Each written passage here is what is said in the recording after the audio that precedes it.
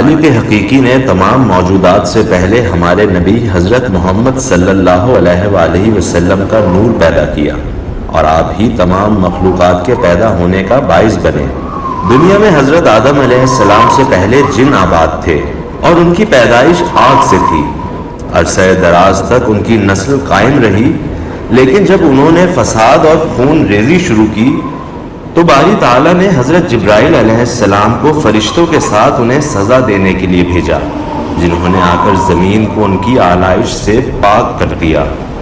تب اللہ تعالیٰ نے بنی نوح انسان کو پیدا کرنا چاہا اور حضرت جبرائیل علیہ السلام کو حکم دیا کہ زمین پر سے سرخ، سفید، سیاہ، نرم اور سخت ہر قسم کی مٹی کی ایک ایک مٹھی بھر لاؤ۔ چنانچہ وہ رنگ برنگ کی خاک جمع کر لائے۔ پھر اللہ تعالیٰ نے حضرت آدم علیہ السلام کا پتلا قسم قسم کی مٹی کے خمیر سے بنایا۔ اس لیے بنی آدم کی پیدائش بلحاظ رنگ اور طبیعت مختلف قسم کی ہے۔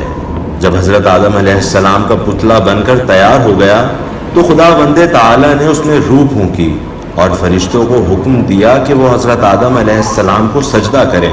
سب فرشتے حکم بجا لائے مگر ابلیس جو جنوں میں سے تھا اور بکثرت عبادت کرنے سے اسے ملائکہ میں رہنے کی اجازت مل گئی تھی، اس نے غرور کیا اور سجدہ کرنے سے انکار کر دیا۔ کہنے لگا، اے اللہ، تو نے مجھے آگ سے اور آدم کو سڑے ہوئے کیچڑ سے پیدا کیا ہے، لہٰذا میں اس سے بہتر ہوں، میں اسے سجدہ کیوں کر کروں؟ اس نافرمانی کی وجہ سے وہ فرشتوں کی جماعت سے نکالا گیا۔ اللہ تعالیٰ نے فرمایا، دور ہو جا، مردود ہو گیا ہے تو۔ اس نے کہا، الہی مجھے کچھ مدت تک زندگی عطا فرما۔ اللہ تعالیٰ نے فرمایا کہ تجھے قیامت تک زندگی دی جاتی ہے۔ پھر اس نے کہا کہ آدم علیہ السلام کی وجہ سے تو نے مجھے مردود کیا ہے، اب میں اس کی اولاد کو ہر طرح سے گمراہ کروں گا۔ اللہ تعالیٰ نے فرمایا، میرے مخلص بندے تیرے پھندے میں ہرگز نہیں آئیں گے، اور جو تیرا کہاں مانیں گے وہ میرا کیا بگاڑ لیں گے؟ میں تجھے اور تیرے فرما برداروں کو دوزخ میں ڈالوں گا۔ اس وقت سے وہ شیطان کے لقب سے مشہور ہوا۔ اسی دن سے لعنت کا طوق اس کی گردن میں ڈالا گیا، اس کی تمام پچھلی عبادات خاک میں مل گئیں۔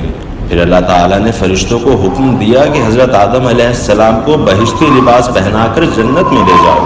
باری تعالیٰ نے اس وقت ان کی بائیں پسلی سے حضرت حوا کو پیدا کیا۔ جب حضرت آدم علیہ السلام نے آنکھ کھولی تو دیکھا ایک نہایت حسین اور جمیل عورت ان کے پاس بیٹھی ہے، تو خوش ہو کر سجدہ شکر بجا لائے۔ پھر ان دونوں کا نکاح کر دیا گیا اور حکم ہوا کہ اے آدم، تم اپنی بیوی سمیت بہشت میں رہو اور تم دونوں جہاں سے چاہو با فراغت کھاؤ، مگر ایک درخت کی طرف اشارہ کر کے اس کے قریب جانے اور اس کا پھل کھانے سے منع فرمایا۔ شیطان حضرت آدم علیہ السلام کا دشمن تو تھا ہی اور کسی نہ کسی طرح انہیں بہشت سے نکالنا چاہتا تھا۔ آخر شیطان لعین نے ایک روز حضرت آدم علیہ السلام کو وسوسہ ڈالا کہ میں تمہیں ایک ایسا درخت بتلاتا ہوں کہ جس کا پھل کھانے سے تمہاری عمر کبھی ختم نہ ہوگی اور تمہاری حکومت ہمیشہ کے لیے قائم ہو جائے گی۔ ساتھ ہی اس نے قسمیں کھائیں کہ محض تمہاری خیر خواہی میرے پیش نظر ہے، میرا ذاتی فائدہ تو کچھ نہیں۔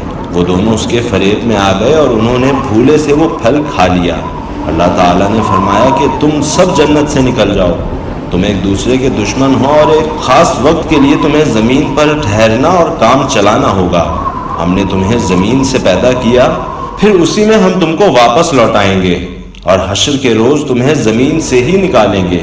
اس کے بعد حضرت آدم علیہ السلام کو سراندیب اور حضرت حوا کو جدہ میں اتارا گیا۔